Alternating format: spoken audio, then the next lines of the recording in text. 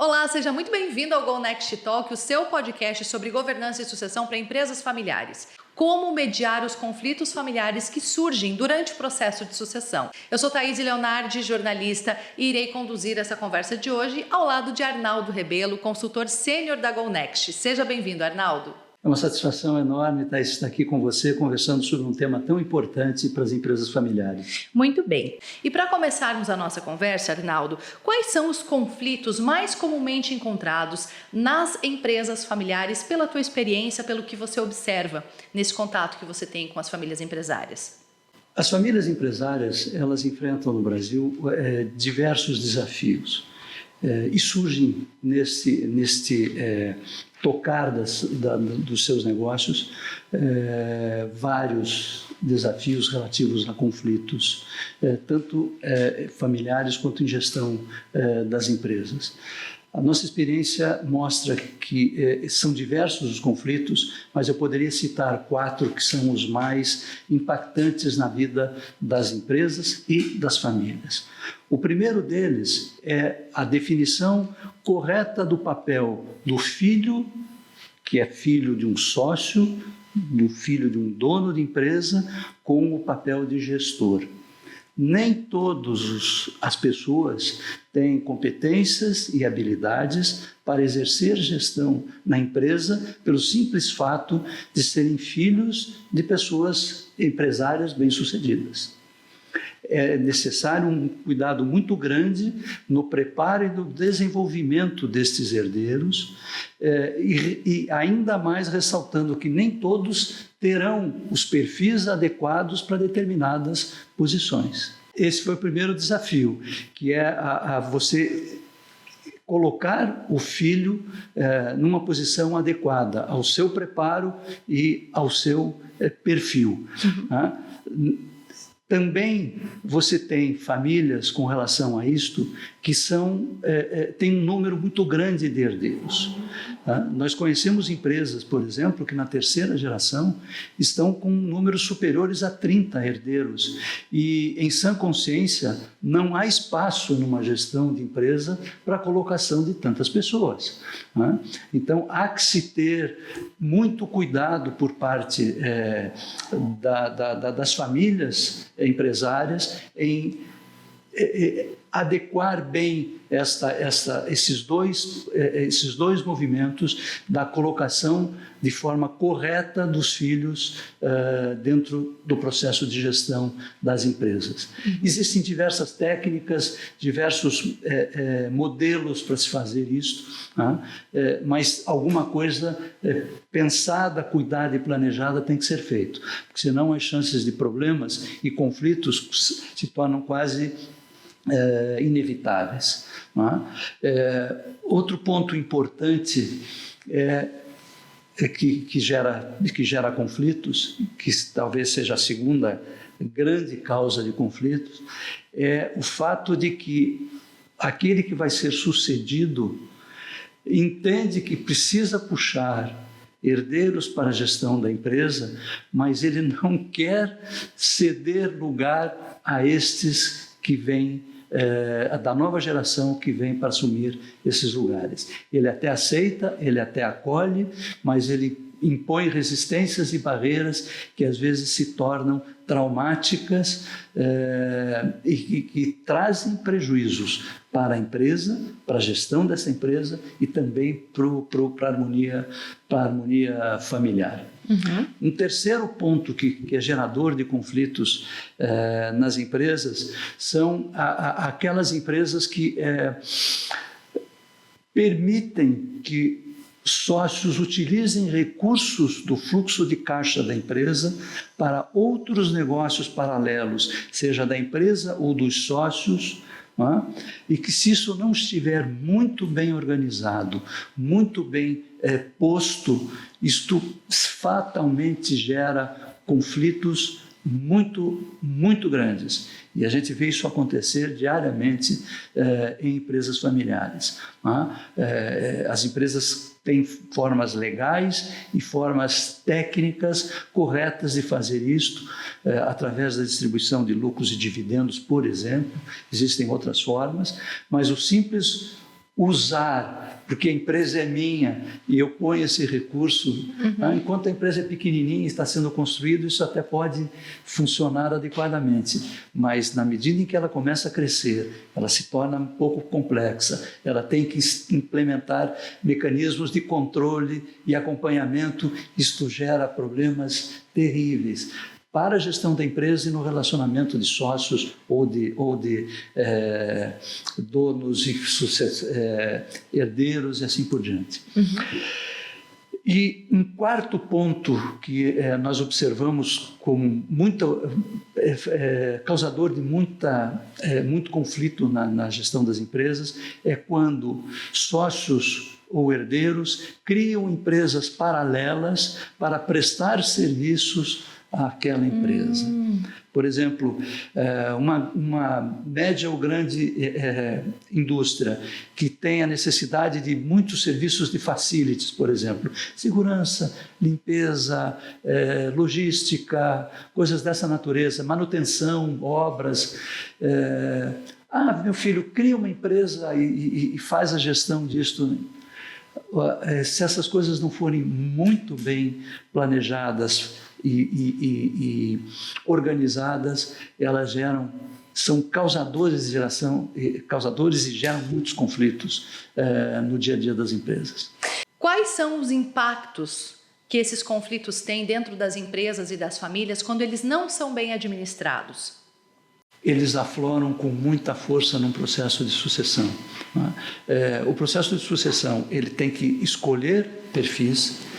Muitas vezes você tem que escolher um em detrimento de outro ou outros, e é da natureza humana. Essas coisas começam a acontecer. O interesse de alguns sócios, mesmo que com cuidado, muitas vezes eles se sentem prejudicados em alguns pontos de interesse.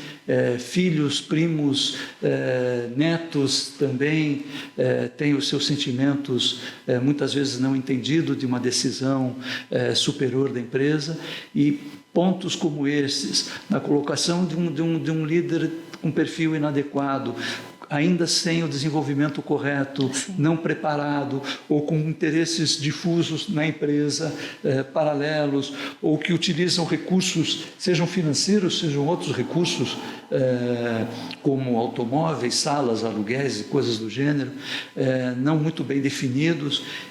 Isto, no processo de sucessão, explode de uma maneira intensa e, se não prevenidos, consertar esses estragos, às vezes, custa muito caro e requer muito esforço. Pois é, Arnaldo, e muitas vezes em um processo de sucessão emergem algumas situações que podem ser difíceis de se conduzir. Por exemplo, quando mais de um dos herdeiros tem interesse em assumir o papel de sucessor daquele negócio, de CEO daquela empresa. Ou então, o ponto de vista totalmente oposto, quando nenhum dos herdeiros tem interesse em assumir aquela cadeira. Como mediar esses conflitos e fazer uma boa gestão dessas relações? Sem dúvida nenhuma, Thaís.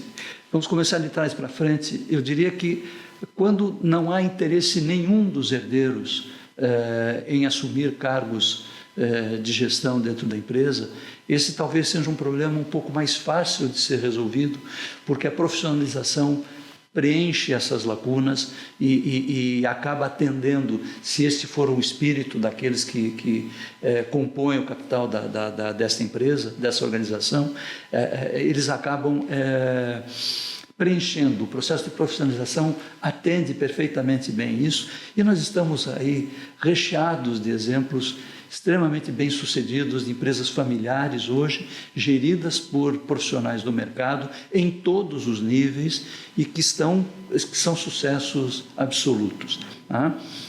Já quando você tem uma disputa por um número pequeno de cargos numa estrutura de gestão da empresa, esse é um processo muito mais difícil de ser enfrentado. Existem muito boas técnicas, tanto na administração quanto na psicologia, que nos permitem avaliar bem isto e nos permitem atuar adequadamente para isto. Existem muitos modelos, e a gente tem empresas no Brasil, não vou nem para falar de empresas no exterior, mas no Brasil, empresas muito bem sucedidas nesse processo, com regras claras de ascensão de herdeiros a postos de gestão e de liderança na empresa. Vou te dar um exemplo que é comum e muito público e notório no país. O Grupo Votorantim, por exemplo, da família Hermínio de Moraes. Eles acabaram se tornando um dos grandes conglomerados industriais brasileiros. É uma família grande e com regras muito claras e muito rígidas de ascensão dos herdeiros a posições na empresa. Eles têm que demonstrar competência através de ensino, formação acadêmica, pós-graduação, domínio de pelo menos 2 línguas, estágio em empresas outras e de outros setores no país e no exterior, e aqueles que passarem adequadamente por estas barreiras todas, aí são guindados à posição de gestão. Se não é o sobrenome, não é a certidão de nascimento que vai determinar que ele tem direito àquela cadeira. Ele tem direito a ser sócio. É uma coisa, mas gestão é outra coisa. Estamos falando de gestão. Perfeito. Tá? Então, você quando adota modelos técnicos bem estruturados, bem elaborados, e tem a condução desse processo na empresa, seja internamente, seja externamente, como fazemos habitualmente em diversas empresas que são nossas clientes, aqui na GoNext, isto tende a dar um resultado muito satisfatório para a empresa e para a família empresária. Perfeito. Quando um conflito como esses vem à tona e acaba se tornando público, isso não gera apenas prejuízos para a gestão da empresa. Isso gera prejuízos de imagem, o valor do ativo é afetado, a credibilidade daquela empresa, daqueles sócios, gestores também é afetada, o nível de confiança que os investidores e outros stakeholders têm é menor, fica abalado, enfim, esse tipo de conflito, quando vem à tona, ele expõe diversas vulnerabilidades que essas empresas têm, e isso acaba sendo prejudicial em várias frentes do negócio. Agora, a pergunta que eu faço para você, Arnaldo, é a seguinte: a governança corporativa pode ser uma ferramenta que ajuda a lidar com esses conflitos para que eles não ganhem uma proporção maior do que o necessário, para que eu consiga definir regras e papéis claros e assim conduzir o processo de forma mais segura e tranquila para todos os envolvidos? Vamos falar primeiro da empresa. Os danos de gestão comprometendo os resultados da empresa podem ser catastróficos. Nós conhecemos diversas empresas, algumas até aqui extremamente conhecidas no mercado, quer local aqui em Curitiba, quer na nossa região, quer no Brasil, de empresas que ruíram e que de potência acabaram em função dos conflitos familiares existentes e que levaram a empresa a até falir, como a gente conhece inúmeros casos. Os prejuízos na gestão da empresa são muito, mas muito grandes, né? E por outro lado, no seio familiar, a harmonia que se quer ter numa família que congregue filhos, irmãos, netos, podem estar extremamente prejudicados quando a gente tem conflitos não administrados ou mal administrados, né? Também conhecemos inúmeras situações. A gente vê hoje no Brasil uma das principais, se não a principal produtora de soja do país, talvez a maior do mundo, os dois irmãos brigando na justiça Sim. e nas páginas dos jornais em cima de posições mal resolvidas na sucessão dos negócios, dos ativos e da gestão das empresas. E a governança pode ajudar a atenuar ou então mediar melhor esses conflitos, estabelecendo regras, papéis claros, para que cada um desses indivíduos possa saber exatamente o que se espera dele e como ele deve agir dentro da estrutura da empresa e da família? Pode sim, Thaís, e faz isso.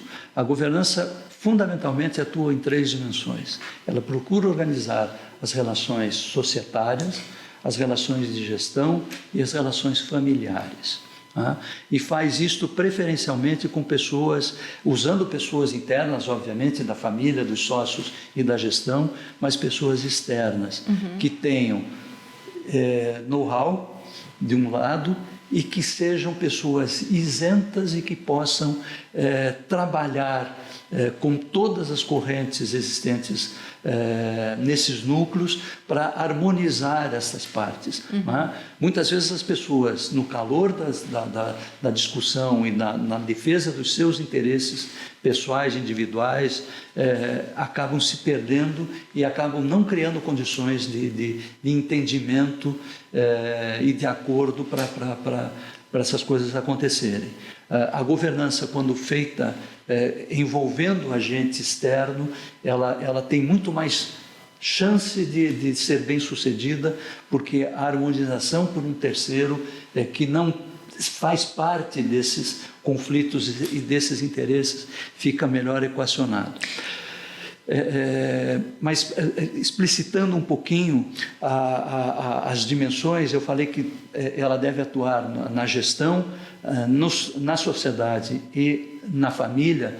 Ela estabelece alguns modelos muito bem planejados, contribuem enormemente para a harmonização disto tudo. Estão estabelecendo conselhos de família, conselhos de herdeiros, por exemplo, fóruns onde esses assuntos sejam discutidos por quem é membro da família, não como sócio e não como gestor. Também na dimensão de gestão, você ter os mecanismos colegiados clássicos, conselho de administração, conselho consultivo, diretoria executiva, onde essas coisas todas sejam bem estratificadas, competências e responsabilidades bem definidas, parâmetros e metas estabelecidas, planejamentos estabelecidos, e no campo societário, onde acordos de sócios e conselho de sócios discutam esses assuntos mediados por quem tem condições de fazer isso, para que as coisas fiquem mais harmonizadas.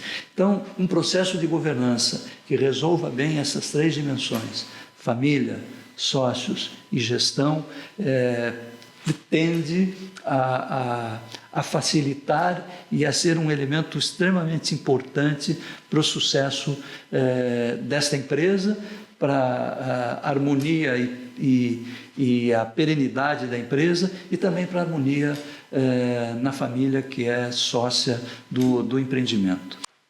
Um outro conflito recorrente que surge nesse cenário são os conflitos intergeracionais. Isso porque muitas vezes o fundador do negócio, que é lá da década de 40, 50, 60, vai passar o bastão para uma geração seguinte, que tem muitas vezes uma outra visão do negócio, uma outra visão do mercado, tem outras perspectivas para continuação, para perpetuação do legado daquela família, e isso acaba gerando um conflito entre as gerações. É claro que, na maioria das vezes, o objetivo entre essas 2 gerações de épocas diferentes é o mesmo, ou seja, preservar a longevidade do negócio, preservar o patrimônio, aumentar o valor dos ativos familiares, porém o modo de se chegar nesses objetivos é o que muda e isso acaba gerando conflitos. Agora, Arnaldo, como conciliar essas visões tão distintas que as diferentes gerações têm? Thaís, você trouxe um dos maiores desafios para a gestão e para a governança dos nossos dias de hoje. É uma pergunta que a resposta pode ser fácil e a resposta pode ser, ao mesmo tempo, extremamente complexa. É fácil porque eu vou dizer para você que você precisa ter compreensão, entendimento e a tentativa das famílias empresárias em entender isso tudo. Né? E dentro dessa simplicidade surge uma complexidade enorme, explosiva, eu diria. Até pouco tempo atrás, se a gente for avaliar historicamente, há 100 anos atrás, a expectativa média de vida do brasileiro estava na faixa de um pouquinho superior a 40 anos. Né? Hoje, ela está quase beijando os 70. Né? E nas famílias empresárias, cuja as pessoas têm posses, têm acesso a todos os recursos possíveis, os avanços de tecnologia, da medicina, etc. É extremamente comum nós vermos aí as pessoas com 80, 85 anos, lúcidas, em forma, ativas, presentes nas suas empresas. Pois bem, se você analisar a geração que hoje tem 40, 50 anos, é uma geração que já assumiu a era digital e que tem um compromisso com resultado, meta, trabalho, autodesenvolvimento, formação de riqueza na empresa e pessoal, que trabalha 24 horas por dia, sábado e domingo está no celular ou no tablet e não resolvendo problemas. Se tiver madrugada, de madrugada, vai. Você pega a geração que está entrando no mercado de trabalho hoje, está com 18, 20 anos, ela tem um perfil completamente diferente. É uma geração que não está mais preocupada com o patrimônio. A gente vê coisas básicas aqui. A indústria automobilística mundial está preocupada com essa geração não quer mais adquirir automóvel. Para quê? Se eu posso utilizar um aplicativo, né? Os aplicativos, o ônibus, eu vou de bicicleta. Eu quero um celular de última geração, com alta qualidade e tal. Este bem de consumo está nas alturas.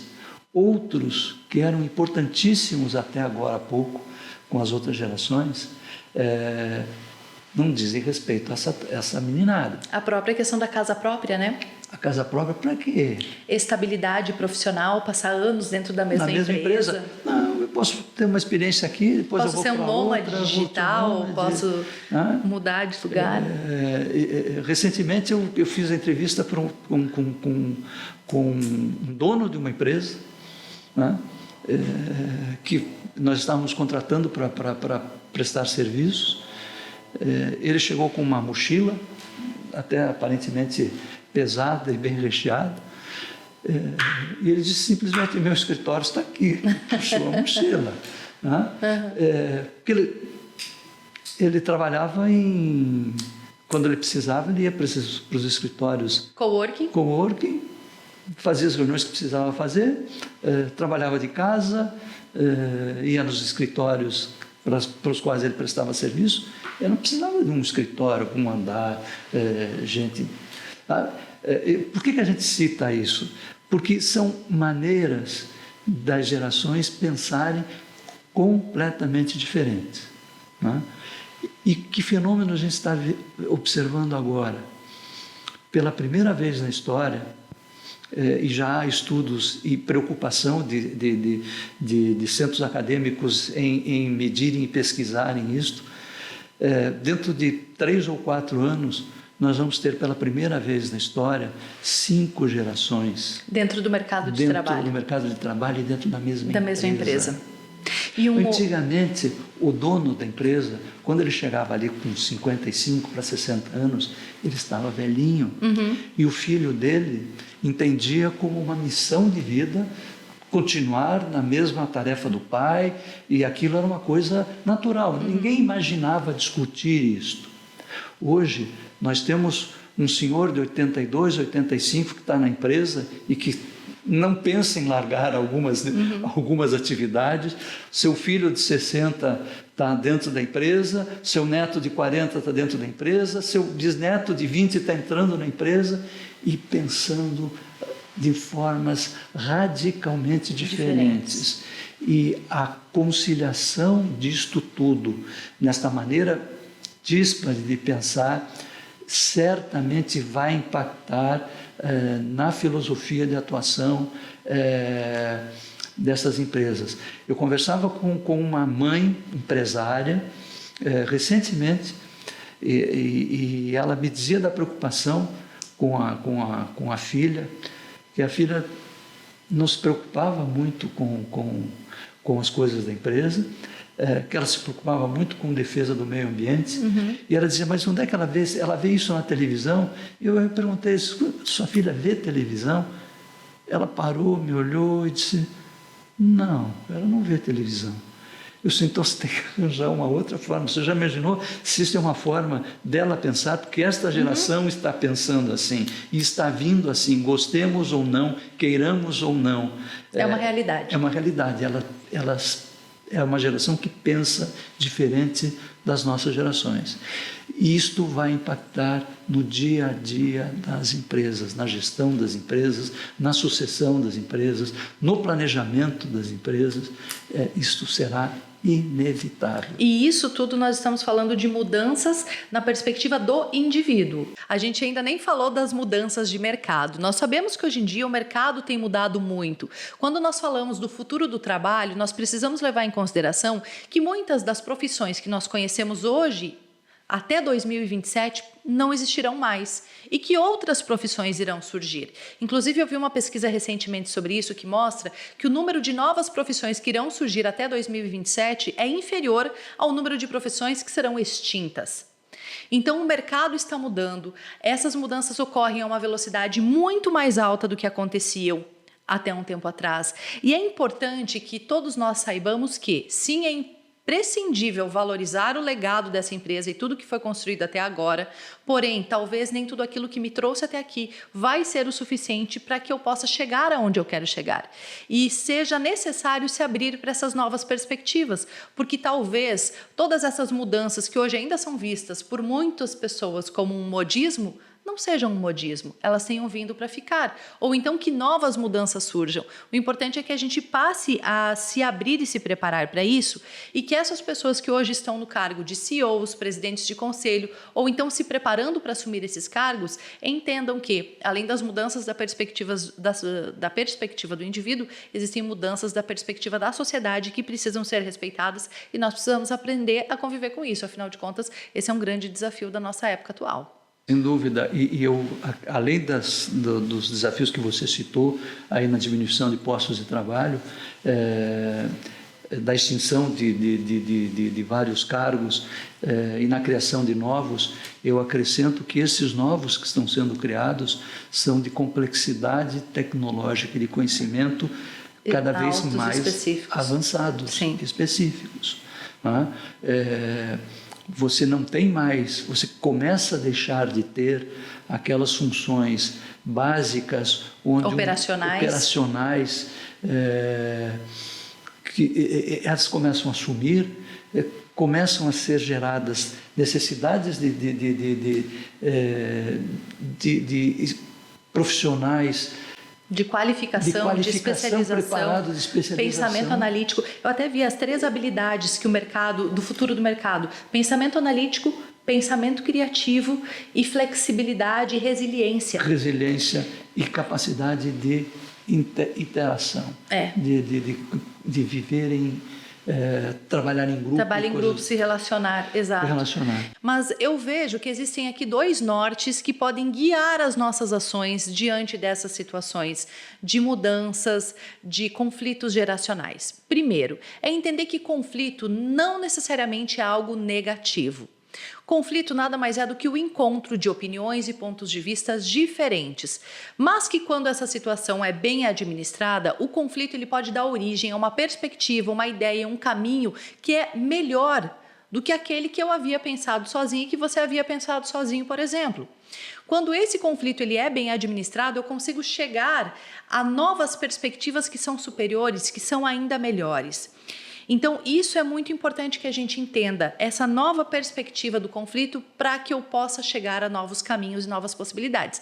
Até porque eu costumo dizer que quando duas pessoas concordam em absolutamente tudo, significa que uma delas está pensando pelas duas e isso, obviamente, não é saudável.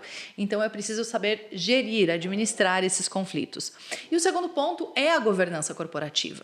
Por quê? Porque a governança corporativa, quando conduzida por uma empresa que tem expertise, que já acompanhou vários processos de sucessão, que já acompanhou conflitos de diferentes naturezas, que ajudou a mediar esses conflitos de diferentes naturezas, pode trazer para a empresa que está passando por aquela situação uma perspectiva nova. Uma nova abordagem, pode ajudar a empresa a conduzir o seu processo de sucessão de uma forma mais transparente, segura e confiável.